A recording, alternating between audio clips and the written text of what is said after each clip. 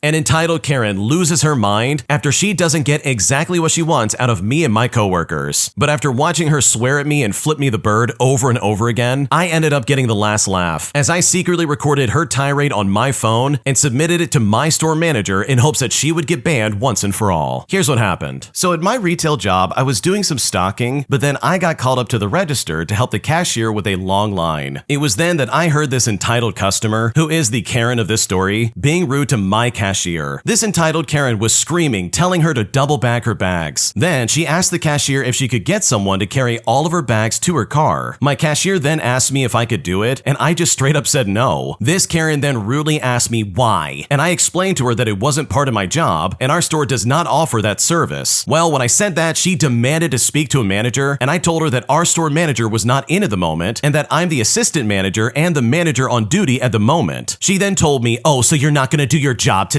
But I explained again that it wasn't part of my job because we do not have that kind of service at our store. She then demanded our store manager's name, address, and phone number. But I just straight up told her no, I'm not going to give out personal information. She then claimed that she didn't say that and told me that she wanted the name, phone number, and address of our store. Well, I just straight up refused to give it to her because at this point she started calling me awful swears. She demanded that I get a piece of paper and a pen and write down her name and phone number and give it to my store manager. Well, instead of doing that, I gave her the pen and paper to write down all this stuff, but she literally shoved it towards me and said it was my job to write it down, not hers. Now, I wanted to cancel her total, but my cashier said no. She wanted her to finish her purchase and get out. This entitled Karen then said that I shouldn't cancel her total because I would never get a customer spending as much money as she is. She then started cussing me out and told me to get out of her face even though I was 8 feet away from her, all while she was giving me the middle finger. She then went on to tell me how I would never amount to anything in life, and I would always be an assistant manager and never a real manager. Her purchase was complete and she tried to convince customers to report me to corporate, but the surrounding customers said that she was the one who acted out of line. When customers confronted her, she denied cussing me out and told them that she never did that, even though I recorded some of the incident on my phone. Her excuse for her behavior was that her husband was in cardiac arrest and she was having a bad day. She tried to pull a Carol Bryant on me and was yelling for the police, claiming that I was bothering her when she realized I was recording her. I then sent the store manager the video and I got a picture of her car and her plate numbers. Some of the customers also gave me their information so that the store manager could call them and they could tell her exactly what they witnessed. Because honestly, this is someone I hope I never have to deal with ever again. Holy crap, this lady's completely out of her mind. There are so many things about this story that are so enraging. First of all, this Karen's attitude is completely out of left field. In today's day and age with technology and like video recording and all this other stuff, you would think that people would be on their best behavior. Like, I can understand you snapping at someone if they actually did something wrong, but it sounds like the cashier and the original poster didn't do anything wrong. They were literally just trying to do their job and get stuff done. But here comes this Karen being like, you need to double bag my groceries. By the way, you're gonna carry my stuff to my car. Thank you very much. And then when she doesn't get her way, she starts swearing at people and flicking them off. Like, come on, what is going on right now? That is not gonna make you get your way. If anything, it's gonna make you get banned from the store. And while we're on that, I cannot believe that the lower cashier did not cancel the order. The second you said, hey, we're canceling that order, as the manager on duty, that cashier should have been like, okay, you got it, and then just went ahead and canceled it and said, okay, have a good day. No customer acting like that, and I seriously don't care who you are, should ever be rewarded with a complete purchase. They should be asked to leave and told to have a better attitude the next time they come in. So I know if I was in the original poster shoes, I would have pulled rank and been like, no, you don't get it, we're canceling that order. And then I would have done an override on the cash register and said, okay, let's cancel this garbage. But overall, I think you handled this perfectly. It was so nice to see that the customers had your back and that this Karen was not getting away with any of her garbage. And hopefully your store manager has the right mind about them where they ban this Karen from coming into your store ever again. If you like Am I the Jerk, you're probably going to love Am I the Genius. Check it out, link down below in the description. Also, go to amithejerk.com/submit if you would like to submit your own stories. My toxic friend stole my younger brother's rare Dragon Ball Z action figure, resulting in me coming back at him even harder by getting revenge in a way that he truly will never forget. Here's what happened. So when I was 16 years old, I had this friend that I hadn't really talked to in a few years because I had strongly suspected him of stealing an action figure from my younger brother. Well, over time, my feelings about this had cooled somewhat by the time I reconnected with him, and I didn't have any friends at the time, so I figured why not? But the thing is, I felt like anything we did was always something that he wanted to do. It was always what he wanted to eat, what he wanted to watch, what he wanted to listen to, always what he wanted to play, despite the so-called so-called rules about the guest always picking whether we're at his house or at mine. Well, I eventually got tired of this. It got to where my prior feelings about him having stole my brother's action figure had started to creep back up, and I decided to do something dastardly. Oh yeah, and as a side note, he later confirmed that he did in fact steal that action figure. So I was over at his house one night, and he put on this really boring military game on his Xbox. I honestly don't remember which one it was, as those aren't my type of game. After a while, he put in Halo, which I did enjoy playing somewhat, but then he mentioned having a few matches and going back to the other game, and I was really dreading the crap out of this. Well, his parents were cooking and hollered to let us know that dinner was done. He went to go get his dinner, and while he was gone, I got the other game out of the case, took a pocket knife, and put a deep cut into the disc from the center on out. And I did so quickly so I wasn't too far behind in getting dinner to avoid suspicion. I then put the disc back in the case and I went to dinner. I came back to his room and we ate, and he got ready to put the game in, and I was a bit nervous, but I already had a BS story ready. He put the game in and turned it on, and the game froze and would not progress past the title screen. He said, "Wait, what's going on?" And I asked him what was wrong, and he started to get a little upset. He then kept turning the system on and off again and never got any further than the title screen. He took the disc out and looked at it and said, "I don't understand, it worked before." I then told him to let me look at it, and I then let out a whistle, the one that starts off high but then goes low. I said to him, "Well, that looks to me like laser burn." He asked me what that was, and I told him that sometimes lasers in game systems and DVD players can put a line in the disc, making them completely unplayable. He then got pissed off and said, "Oh, come on, I love that game." He then put his head in his hands, and I patted him on the back to show support. We then played Halo the rest of the night, and I reassured him that the same thing won't happen. And obviously it didn't. And you know what? I didn't hang out with him after that. So sure, maybe this is a confession as well. Because you know what? To that guy who stole my brother's action figure, screw you. I mowed yards in the hot, humid summer to get that Dragon Ball Z Future Trunks character, all for my baby brother. And because you stole it from him, that meant that this revenge was absolutely necessary. Okay, I'm not one to celebrate like property damage or anything like that, but this guy kinda deserved it in my opinion. Like the second you steal someone else's property, all bets are off, and it's like, okay, anything goes at this point. You've made the choice to be a complete jerk, so guess what? I'm gonna return the favor. And personally, I've never heard of anything like disc burn before, so that obviously really could have gone one of two ways. Either he believes you like he did in the story, or he calls BS and looks just a little bit deeper. But either way, good for you for getting back at this guy in the way that you did, because from the sounds of it, this guy did not sound like a good person in the slightest. Am I the jerk for not telling my best friend at the time that he was being investigated for fraud at his former job? Because after I finally told him recently, he freaked out on me and is no longer talking to me. And at this point, I honestly don't know what to do. Here's what happened. Several years ago, I moved to a new city for work. At my new job, I formed a close friendship with someone who we will call Ryan. And this is somebody who played a crucial role in helping me get accepted into the company. Although Ryan left the company a few months after I started, our friendship remained strong and even deepened over time. Almost every weekend, we would go out together. During the week, we'd catch movies, go to fun places, and even take trips with our significant others and other friends. We were inseparable, always supporting each other. But then, things took an unexpected turn. Years later, while I was still working at the company where we met, an internal investigation revealed that someone Ryan had hired was involved in a fraud scheme against the company. Because of my position, I became involved in the investigation, which included looking into anyone who had direct ties to the suspect. Since Ryan had been the one to hire this person, despite no longer working there, he was also scrutinized, just like other employees who had connections to the suspect. As part of my role in the investigation, I had to sign a confidentiality agreement that strictly prohibited me from discussing any details of the case. Even though Ryan was my best friend, I chose not to tell him. I was afraid that he might warn the suspect, as he had completely trusted this person. Plus, since he no longer worked there, he didn't have access to the evidence that I had seen that confirmed that this person was guilty. I knew that he would probably believe the suspect was innocent simply because of how much he had trusted them when they worked together. It's also important to note that Ryan was cleared of any wrongdoing. In the end, I didn't see the need to tell him since the investigation continued, and I was still bound by my confidentiality agreement. Years after the investigation ended and my confidentiality agreement expired, I decided to tell Ryan everything, which is something I regret and always will. Well, his reaction was pure anger. He felt betrayed by my silence. And despite my attempts to explain that his investigation was just a routine part of the process and that he had been cleared from the beginning, he chose to cut off all contact with me. Over time, I've tried multiple times to repair our friendship, but Ryan has remained distant, and I miss him deeply, but I have to wonder, was I in the wrong, or did he never truly value our friendship the way that I did? Maybe that's why he didn't want to stay close after this. And through all of this, I've learned that losing a friend can hurt just as much, if not more, than a breakup. So seriously, am I the jerk for telling my best friend that he was being investigated for fraud? Because because right now I'm not sure if I made the right decision. Okay, honestly, this really is completely stupid. I just don't think you should have done this. Sure, your agreement expired, but it's like, wait, how is this gonna benefit Ryan at all? If he really did commit fraud or something like that, then guess what? He's probably not a good person and not someone you want to be friends with. But in my opinion, the fact that you know for a fact he's clear of this and that he didn't do anything wrong should be more of a reason to keep that to yourself and be like, okay, he's a good person and I know I can trust him and continue this friendship. Like in my opinion, the fact that you dug this up and threw it at him and said, oh, by the way, we investigated you for fraud, but that's okay, we didn't find anything. Because if I had a friend who said that to me, I would feel incredibly violated. I would also probably wonder why they didn't tell me and be like, hey, here's a heads up. And it doesn't matter that you're trying to tell them like, listen, I couldn't tell you, but I can tell you now. It's honestly not going to make this situation better, and I think in this case, you kind of ruined your own friendship. So from the sounds of it, it doesn't seem like you told him to be a good person. If anything, you told him just to get rid of your guilt, and that just completely ruined your friendship. Like you really should have just kept your mouth shut. So yeah, I kind of think you're the jerk in this scenario because this easily could have been avoided if you just kept your mouth shut and not said a single thing. Am I the jerk for refusing to give my late aunt's heirloom necklace to her daughter after she basically tried to say she was going to keep it after I gave it to her? Because right now my entire family is turning on me, and at this point I don't know what to do. Here's what happened. My aunt passed away a few years ago, and before she died, she gave me a beautiful antique necklace that had been in our family for generations. She told me she wanted me to have it because we were extremely close, and she knew I would treasure it, and I have ever since then. Now her daughter, who we will call Lily, is getting married, and last week she asked if she could borrow the necklace as her something old for the wedding. Now I said yes at first because I thought it was just for the wedding day, but then she casually mentioned that she actually wanted to keep it permanently. I was confused and I asked what she meant, and she said it should have been hers all along since it belonged to her mother. She said it was unfair that I had it instead of her and that she deserved it more because she is her daughter. I told her I thought you just wanted to borrow it. She gave this to me because she wanted me to have it, and I'm not giving it away. Well, she got upset and said my aunt was probably just being polite when she gave it to me, and that if she were still here, she would have obviously wanted her own daughter to have it instead. She told me I was being selfish and I should do the right thing. And now my mom and a few relatives are saying that I should just give it to her because it was her mom's and it would mean a lot to her on her wedding day. But to me, this isn't just some family heirloom. It was a gift meant for me. I understand why she wants it, but my aunt had her reasons for giving it to me. I don't think I should be guilted into handing it over just because Lily suddenly decided that she wants it now. So truly, am I at fault here? Because right now I don't know what to do. Okay, in my opinion, I kind of see both sides of this. Like, I understand the original poster's perspective where they're like, wait a second, your aunt gave this to me specifically. If she wanted you to have it, then she would have given it to you. So no, I'm not going to give it away. But on the other hand, I kind of understand where the daughter's coming from as well as the family, where they're like, look, that was my mom's. I really think I deserve it. And honestly, in this situation, that really does make sense to me. But the part for me that kind of tips the scale is that Lily was basically planning on stealing this from you. She said that she wanted this as something old for her wedding, but I guarantee you the second that got around her neck, she was never going to give that back. Like, you basically would have been giving it to her and she would have been like, oh, you gave it to me as a present, or said some other kind of BS like that to try and get her way. So for that reason alone, I do think that Lily is being the jerk, and I think that if she really did want the necklace, then she should have gone up to you and asked for it like a normal human being, because her scheme to try and steal it and take it away from you in that way, in my opinion, is completely uncalled for. My cousin and his buddies all make fun of me because of my weight, saying that if they offer me any of the food they made, then all of it would be gone, all because I'm just a little bit heavier. So I decided to get some revenge by no longer buying groceries for the house and thus cutting out their food source entirely, forcing them to see the error of their ways and start to beg me so that I can buy them some food. Here's what happened. So this happened over 15 years ago when I started college. I stayed at a relative's house that they turned into a small apartment. Most of the residents there were okay, and along was also my cousin and his buddies. We had a joint kitchen and my parents gave me a generous allowance, especially for food to share with everyone. As they were still teens and young adults, they ate a lot, and I at the time was big but didn't eat as much as I didn't move around much. Well, this all started the second month of living there. My cousin told me not to take too much food as they were having to be frugal the last few days before they get their allowance and salary. But here's the problem. I would spend a minimum of $200 for groceries, and it's mostly just food that you can heat up in the microwave or the oven, but my cousin and his buddies would have friends over and help themselves to whatever they wanted. Other roommates didn't contribute, maybe because they just didn't use the kitchen, or they would only leave condiments. They would go through food, and the last week they would have to be really frugal. They would have bread with water, rice with salt. They would even go around places just to get leftovers. I probably contributed over 75% of the food, but didn't eat much as mentioned above, but also I would eat out because my schedule was really busy. Well, they would also insult me based on my size, both subtly and not so subtly. One time, I came home with them having a barbecue, and immediately my cousin dashed off to hide the food, and his buddy said that if they offered me any, it would all be gone. So you know what? I just stopped buying food. Simple, right? Well, instead of them being frugal the last week, they had to be frugal going on the second week of the month. They couldn't hold their get-togethers anymore, and they certainly couldn't get their favorites, especially the Spam, as it was quite expensive in our area. I once came home and they were just idling in the kitchen. They were making a meal out of a couple of eggs, and also with some clearly expired vegetables. Well, my cousin cut back on his vices, as he realized he can get drunk and starve and vice versa. They were miserable for months until I gave them a saving throw, and I bought them some fried chicken. I left after my first semester for reasons, but by then, my cousin and his buddies were very eager to kiss my butt just for a little bit of Spam, and it honestly felt so good to get them back. Yeah, this is a great story because honestly, this highlights the reason that you shouldn't bite the hand that feeds you. This guy was literally going out of his way to provide $200 worth of groceries, and these people had the audacity to be like, oh wow, you're so fat. Nobody give him any food, all the food will be gone if he has any. Like seriously, what's wrong with you people? That is so unfair. It's bad enough that this person is providing, what, 75% of the food? But to then be made fun of for your weight? Like that is so uncalled for and just really disgusting. So good for you for getting back at these people because their attitude, in my opinion, was completely uncalled for. Am I the jerk for not inviting my sister's fiance and his kids to our wedding simply because I literally don't know them, as my sister and her fiance have only been dating for less than a year? Because right now my parents are upset with me for not making an exception, and at this point I really don't know what to do. Here's what happened. So my fiance and I are planning a small wedding. We only invited immediate family and close friends so we can afford to pay for the wedding ourselves. We also said that guests can only bring a +1 if they've been dating for at least a year, because we can't afford to pay for someone they barely know. Well, here's the issue. My sister is 25 and started dating someone we will call John in November. He's 43 years old and he has 2 teenagers. And 3 weeks ago, they announced that they were engaged. I've tried talking to her a few times about how he's too old for her and how she's way too young to be a stepmom to 2 teenagers, but she told me to mind my own business and that she loves him. Well, for our wedding, I only invited my sister. She called and asked why John and his kids weren't invited, and I told her it's because I barely know them and they haven't even been dating for a year. She said John is family now and that his kids will be my niece and nephew, so it's different. But I told her that I can't afford to pay for 3 extra people who are practically strangers to us. Well, now she's mad and says that she won't come either. My parents get where I'm coming from, but they also just want my sister at the wedding. My dad even offered to cover the cost of John and the kids. But the thing is, I just don't want them there. I feel uncomfortable inviting people I don't know to my wedding. So seriously, am I being a stubborn jerk, or is there some kind of logic in what I'm saying? Because right now, I seriously don't know what to do. Okay, in my opinion, I don't think you're the jerk. Regardless of even if your dad wants to pay for it or not, these are the rules that you set up, and if you change it now, then all those other people who already brought only 1 + 1 to the wedding are now gonna be like, wait a second, why do they get special privileges but I don't? And honestly, like that really is how I would feel if I was one of those guests and I saw your sister roll up with all of their family, especially since they've only been dating for like a year. And can we just talk about that for a second? This lady's getting married to a 43-year-old with 2 teenagers. She is 25 years old. That is a crazy age difference, especially with having 2 kids. Like, I'm totally on the original poster side on this one. Sure, it might work out, but in my opinion, that is a little bit weird. But regardless, I don't think you're the jerk in this scenario, and I think you have every right to say that you don't want him there, especially because this is your wedding. My partner of 10 years finally confessed that she had been cheating on me, and now I'm honestly not sure what to do, as we have kids at home and I honestly don't want to break their hearts. Here's what happened. Okay, to start things out, I've very strongly suspected for some time that my wife was regularly meeting up for quality time and emotional connection with a colleague, if you know what I mean. At the same time of this, she pretty much said that she didn't find me attractive and wanted to maintain a co-parenting type of situation. We stopped spending quality time together a year ago after she rejected me multiple times, and I'm quite sure that their relationship ended late last year because since then she's been very keen to reconcile things with me. She has told me she wants to make it work and she was wrong. Well, more recently she admitted to having this affair as I pretty much forced it out of her and was very teary-eyed and said that she wants to give our marriage a chance. There was no shouting or arguing, but I was just feeling some very profound sadness. The problem I have is that I don't think I can get over how hurt I feel. I feel like I can't go back to the way things were with her. I also feel like I lost my best friend. I believe she was going through a midlife crisis at the time, which she is probably through now. Her parents are visiting us and they are elderly, so I don't want to walk out as it will be very horrible to have to explain what has happened to them, so I've just remained in the house. And you know know what? I have some really dark thoughts when I think about the future. I never wanted my children to grow up in a broken home, and when I leave, I'm worried about the damage it will do to them. For context, in our 10-year marriage, I never cheated despite lots of opportunity to do so. It was never an option for me to cheat on her. I mean, I would not have been able to live with the guilt. So this is why I'm so hurt by what she did to me and her motivation to humiliate me along the way. How do I navigate this situation so we can remain on good terms for the kids' sake and for me to forgive her so that we can have some sort of friendship? It feels like things won't get any better with time because at this point, I honestly don't know what to do. Okay, this story is one giant red flag after the other. Listen, I totally understand that you want to try and stay strong and not say anything for the sake of the kids or her elderly parents, but I think you need to look at the facts here. Your wife is only coming back to you because this other guy didn't work out. She actively cheated and she confessed to it. Like, that, in my opinion, is a big red flag and completely unforgivable in my opinion. And I know if I was in your shoes, and I can only speak for myself, this is something I would never let go. Like, seriously, I would never be able to be like, oh yeah, it's fine, I can forgive you. Because in the back of my head, I would always be wondering, okay, well, wait a second. When is she gonna try this crap again? So truly, to the original poster, I'm so sorry that you're going through this, because this situation sounds like a living nightmare. An entitled Karen intentionally tries to hit me with her car, all because I'm riding my bike on the street. It got so bad that these entitled Karens slowed down and followed us just to yell at us. Here's what happened. To start off with some context, my dad and I love riding our bikes. We live in a city where bike riders are very common, and people around here love to see bike riders on the street having a good day. Or at least that's what I thought. So one day, my dad and I rode our bikes around what we would call the River Loop, which goes around the city, which is about 25 miles. And towards the end of the loop, we ended up in a little neighborhood. As I looked over to my dad on my left,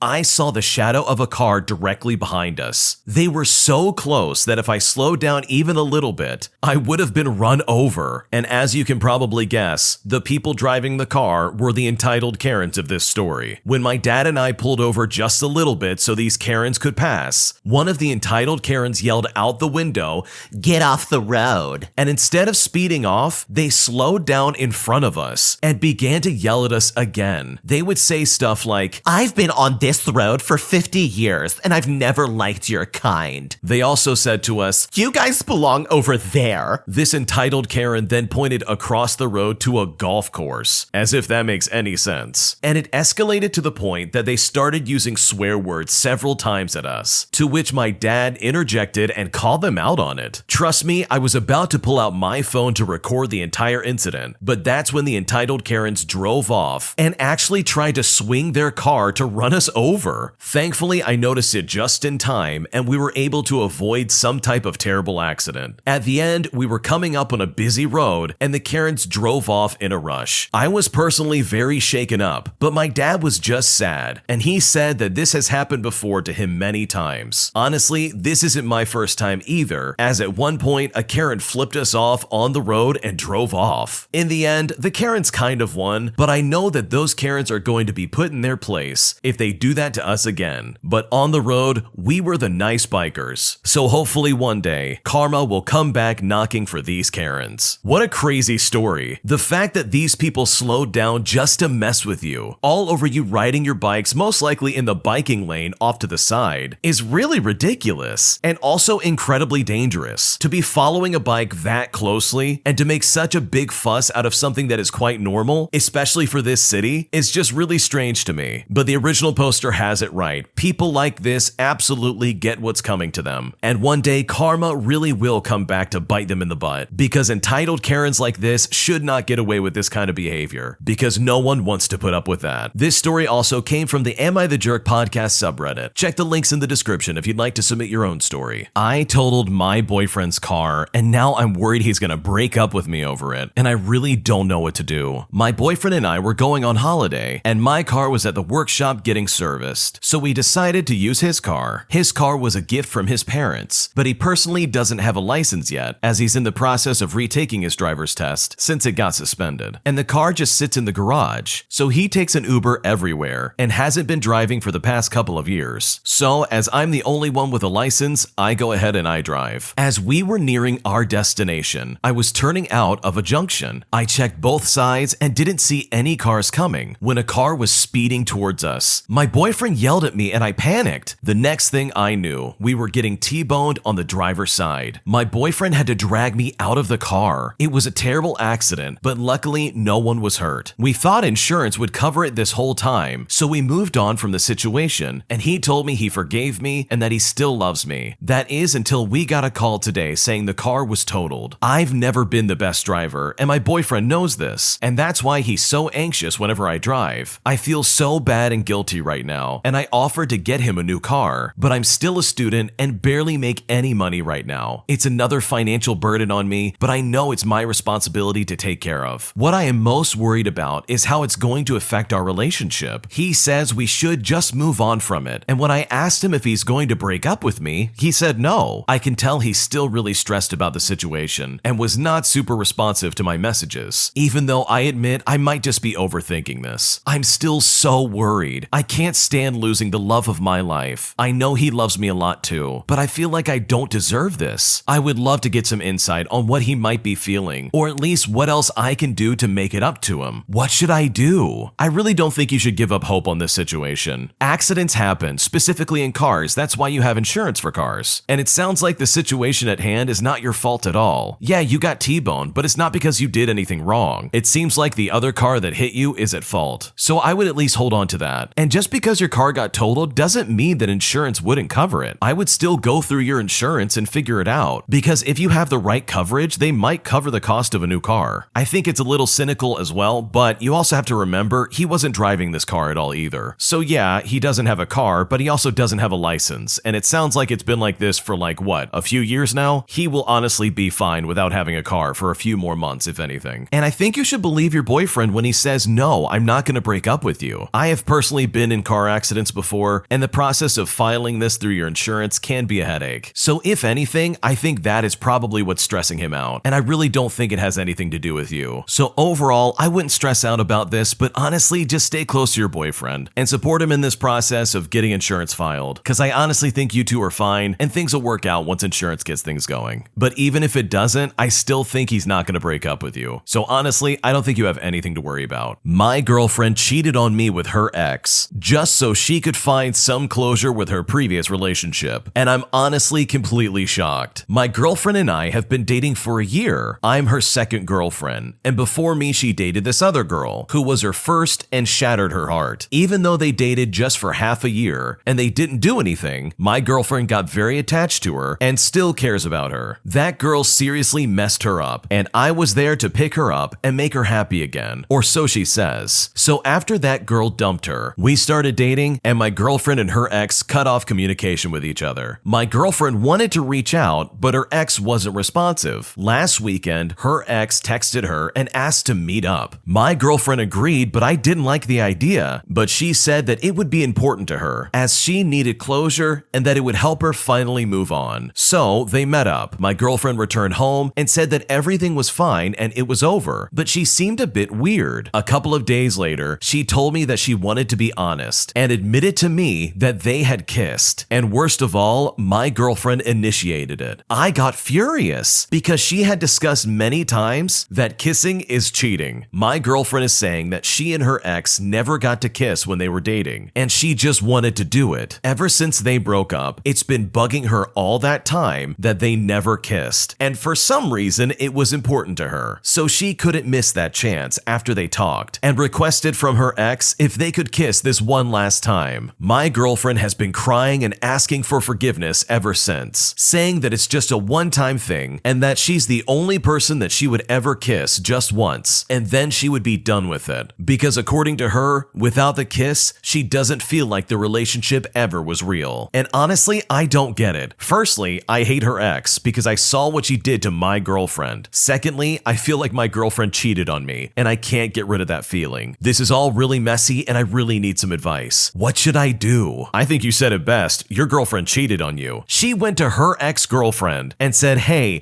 let's kiss one last time, and completely ignored the fact that, yeah, I'm already in a relationship. Like, clearly this is not a casual thing to your girlfriend, and I don't think it should be casual to you either. This also obviously shows me that she would get back with her ex in a heartbeat. If she's this easily disloyal, then who's to say that she wouldn't do this again, if not worse? So personally, if I was in your shoes and my girlfriend did this to me, me, I absolutely would not feel comfortable being with him anymore. Because at the end of the day, she cheated. And no excuse of finding closure is going to be good enough in my book personally for me to forgive them for this. That is also a terrible reason to cheat on somebody. I just want to find closure. No, you want to ruin this relationship. So best of luck in whatever you decide to do, but from my perspective, I think you can do a lot better than this lady. And you'll be able to find someone who won't cheat on you just to find closure, whatever that means. My current girlfriend is messaging my ex-girlfriend, and they're making fun of me in text messages. And I don't know how to feel or what to even do right now. The other night, while my girlfriend and I were laying in bed, I go to set the alarms on her phone for her to be able to wake up for work on time, as I do every other night. And as I'm doing so, I see my ex-girlfriend texting my girlfriend, and me being the curious person that I am, I open the text message. Now, as a note, I've never been one to peep through someone's phone, but that's my ex-girlfriend that she's messaging. I had to check this out. I read the message that was sent, and I see that there are quite a few other messages between them. And to my surprise, I see several very demeaning and condescending text messages between the both of them about me. They make fun of my hairline, they make fun of my chest, which is not very well developed. They even make fun of my family and how they're a total train wreck. When I saw this, I was absolutely shocked beyond belief. I could not believe that my girlfriend was sending messages to my ex-girlfriend, basically making fun of me behind my back. My current girlfriend doesn't know that I saw these text messages, but I don't know what to do. She always comforts me when I'm feeling insecure, but to find this out just hurts. I want to distance myself from her, but I've been with her for well over a couple of years now, and I still love her. I don't know if I should confront her about this or if I should just leave it alone. What should I do? I can't imagine being in that situation. You're dating your current girlfriend, you've been with her for years, you actively love and appreciate her, and you do everything you can to maintain a relationship, only to then find out all of the sudden that she has been messaging your ex-girlfriend and mocking everything about you, from your chest to your hairline to your family, all of which is happening behind your back. And what you've never known is that everything you ever tell her is probably just more ammunition for her to use against you with your ex-girlfriend. How horrific can you possibly get? So to answer your question about this, yes, you should confront her about this, and you should absolutely, in my opinion, dump her. Typically with this story, there's some type of ambiguity where you might be able to make this work, but she is actively mocking you behind your back, and that, in my opinion, is a complete deal breaker. That is such a betrayal of trust that, in my opinion, is absolutely unforgivable. I would never want someone like that involved in my life. Imagine having a friend group like that, where they only want you around just so they can mock you when you're not around. That would be horrific, and not something anybody would want to be involved with. I personally would have dumped her right away. I would have gotten my stuff and gotten out of there if I was living with her. You do not need that in your life. I don't care how much you love her or how much of a history you have. This is a deal breaker. Just imagine if you had some kind of future with her where you got married and had kids. You can know for a fact at the first sign of getting in some kind of argument, she's going to mock you to your future children. Like, this is just not okay. You can find better than this. You can do a lot better than this. And the last person you need in your life is someone who's going to mock you behind your back. Today, I messed up by blasting anime at my professor. And yeah, it sounds as weird as you think. This happened a few years ago. I had an important meeting planned with one of my professors. I didn't have any classes from this friendly older man. However, he was the guy in my department who was well known for being able to solve everyone's problems. I was sure that without his help, my most important project of the year would fail. Before going to university, I had a few hours to spare ahead of the meeting. I decided to watch some Dragon Ball on my laptop. My laptop's volume was booming at 100%. I watched a few episodes and saw the protagonist Goku fighting a mighty new opponent. Overall, I had a great time. For those of you who don't know, Dragon Ball is an anime franchise about massive, spiky-haired people with huge muscles that are typically named after vegetables, underwear, or musical instruments. Of course, those muscles are used for fighting, and when they fight, the characters in Dragon Ball aren't quiet. They shout a lot. I kept watching anime until I had to go to the meeting. As soon as I sat down in the professor's office, I took my laptop out of my backpack to show the professor some files related to my project. The screen turned on, and I heard a sound that made my heart drop. Goku, the main character, was screaming at the top of his lungs, as loud as my speakers could go. Unfortunately, Unfortunately, without the accompanying visuals, his prolonged screaming sounded like anything but fighting. Instead, it sounded quite suggestive, if you know what I mean. Obviously, I wanted it to stop, but alas, an obstacle had arisen. My laptop could start making noise without me entering my password, but the sound could only be stopped by me after entering my password. That day, I learned that having a long, complicated, unhackable password can have some serious downsides. To my embarrassment, it took a bunch of tries for me to get my password correct, and with every passing second, the noise of a large man screaming would not go away. I honestly felt the silent judgment of my professor the entire time. As Goku's screaming was reaching its conclusion, I managed to stop the video from playing. I felt like I was going to explode from shame. Thankfully, my professor didn't say a single word, as I just quickly moved on and navigated to the emails I needed to show him. It was an absolute nightmare. Yeah, that definitely makes sense when you think about the whole Dragon Ball franchise. Without the visuals going along with the audio, it probably sounds incredibly weird, in more than one way, if you know what I mean. I also want to know who Goku was fighting, because now I want to look up that scene and see exactly how awkward it must have been. The silver lining here is the fact that you were able to get the noise to stop. Just imagine if your computer froze up and it played the entire episode and fight scene where Goku just kept screaming. That probably would have been a nightmare, and if I were you, I probably would have switched schools after that. Today, I messed up by catching my boss cheating on his wife. My boss has been a co-owner of our franchise for about 5 years. His wife is our office manager. They have 2 kids, one being barely 1 year old. It's just 3 people in the office, me and 2 other female coworkers. Thursday afternoon, while my coworker Anna, that's not her real name, was on lunch, I went to ask my boss about something, and instead I found him making out with Rebecca, another one of my coworkers, in his office. Rebecca is not her real name. He had his hands wrapped around her waist, and her arms were around his neck. They immediately pulled back and tried to play it off. The next day, my husband and I had to stay home because he was exposed to someone with COVID, and both of us were feeling ill. I messaged the office manager and told her that we needed to talk in person, but she said she was out of town until next week and that I should just call her. So I went ahead and did that. I told the office manager about what happened, and she was in shock. After that, my boss called my phone a few hours later while I was in the shower, and my husband answered. My boss asked that I call him back, but I couldn't bring myself to do it because of how bad my nerves and anxiety were after everything that happened. Today, I went to check my work email to see what was on the agenda for Monday, and I was locked out. I tried to log into our scheduling website, and I couldn't get in there either. I messaged my boss, and he said I was no longer employed because of my apparent excessive absences, even though termination would be the 3rd offense. And this was the first time I've ever been told this. I work in an at-will right-to-work state, so now I can't even do anything about it. Minutes after this happened, I did contact a lawyer, and unfortunately, they said that there's nothing I can do. So now, because my boss cheated and I caught him cheating, I ended up losing my job while he still gets to get away with it. Hopefully, his wife approaches and confronts him about this, but honestly, my hopes are not very high. What a terrible situation to be in. You catch your boss in the act of cheating on his wife, only to then get fired because he said something to his wife. And honestly, if I was in your shoes, I would have done the exact same thing. What an absolute dirtbag. I think if anything, you can definitely know that what goes around comes around. And I can guarantee you that karma will absolutely come his way eventually, even if you don't get the chance to witness it. The universe has a very unique way of dealing with scumbags like this, and it's just a shame that you got caught in the crossfire. But this might be the best blessing you could have possibly asked for yourself, because now you don't ever have to work in that kind of environment again. And hopefully you're able to find a better job that won't try and get rid of you just because you catch your boss cheating on his wife. Today, I messed up by letting someone else borrow my Beyblade, only for them to then trade it off to someone else. Back when I was in middle school, Beyblades were super popular. I remember being so excited to get my first one, and it honestly was just a dream come true. The anime was so cool too. They would say, "Let it rip," and their Beyblades would jet across the air and do battle with each other. I had been looking at the other Beyblades that people at my school would show off, so I was able to pick one out that was relatively unique. I think the one that my mom took me to the store to buy must have actually come out recently, because I didn't see anyone at school with it. I brought it to school one day, and people were like, "Wow, that one is awesome." I was so proud of myself for picking that one out. Back in the day, we used to bring Yu-Gi-Oh Yu-Gi-Oh cards, Pokemon cards, and Beyblades, and whatever else the latest trend was from Japan. On that day, I had a friend who asked me if he could hold my Beyblade. I told him no, and at the time I was just being very protective of my stuff, like Gollum from Lord of the Rings, and I just didn't want anyone else to hold it. He asked me at the beginning of the school day, and he would continue to ask me as the day progressed. He was asking me if he could just hold it for just a few seconds. He kept asking me over and over and over again. Eventually, I broke and I let him hold it. As soon as I did, he walked off with it somewhere. For whatever reason, I didn't follow him. I guess I just assumed he would bring it back. Well, the next thing I knew is this friend, we will call him John, that's not his real name, all of a sudden had a new Beyblade in his hands. I asked him what happened to mine, and he nonchalantly told me that he traded it to somebody else. I got so upset that I could feel tears welling up in my eyes. I went to the guy that John traded this to and told him about what happened, but he refused to give me my Beyblade. I felt like such a fool for letting John hold my Beyblade even to begin with, and I wish I just said no. That's terrible. John is a terrible person. He stole your property and gave it to somebody else, and that is absolutely not fair to you. It sucks that you had to go through that, but it definitely teaches you a very valuable lesson about your belongings. And worst off, I'm sure that Beyblade held a lot of sentimental value to you. It was unique to everybody in the school, and nobody else had it, so it felt like your own thing. And then your friend betrays you only to pawn it off so he can get something that he wanted. That's such a toxic thing to do. But unfortunately, for a middle schooler, I'm not surprised, unfortunately. And I remember back when I was in middle school, Beyblades were very popular, and for something like that to happen would be absolutely horrendous. So I'm really sorry this happened to you, but hopefully you learned some valuable lessons about keeping an eye on your property and simply telling somebody no when you don't want to do something. My entitled sister is stealing money out of her daughter's pocket, all because her daughter is forced to use her mom's bank account just to get her own money. Things have gotten so bad that we're even considering legal advice to try and keep this from happening anymore. Here's what happened. Don't forget to subscribe and turn on notifications. My sister has 3 kids, and her oldest is about 18 years old, and she moved out a few months ago and got her own place. The other 2 kids still live with my sister and her partner. My niece has been trying her best since she moved out. She had a partner and a job lined up, but everything went south very quickly. Her partner broke up with her, and she had a breakdown, and now she doesn't have a job, and she's feeling sick because of her depression. My niece has to use my sister's bank account to get her benefits paid into it because she doesn't have the appropriate identification to open her own bank account, even though she gave my sister the money to buy her a provisional license about 2 years ago. But my sister never sent it off and instead spent the money on other things and never paid my niece back. Since my niece started getting her own money paid into my sister's account, the money has been going missing. My niece only gets a couple $100s each month to live on and is already struggling. We try and help her as much as we can, but there's only so much we can do. But the other week, $50 more